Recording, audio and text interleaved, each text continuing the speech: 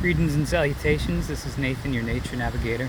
I'm at Viele Pond, which is off of Harrington Hill Road, up in Warrensburg. It's way up in the hills. It's a really cool place though, nice and secluded. Here, I'll turn it around and you can check.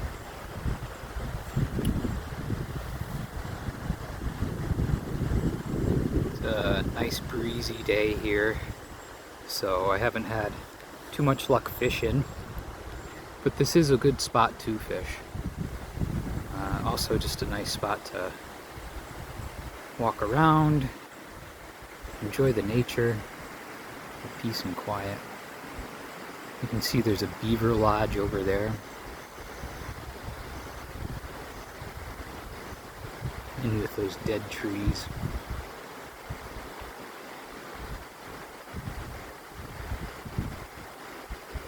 So, if you're ever up that way, Harrington Hill Road, you can check out Viele Pond.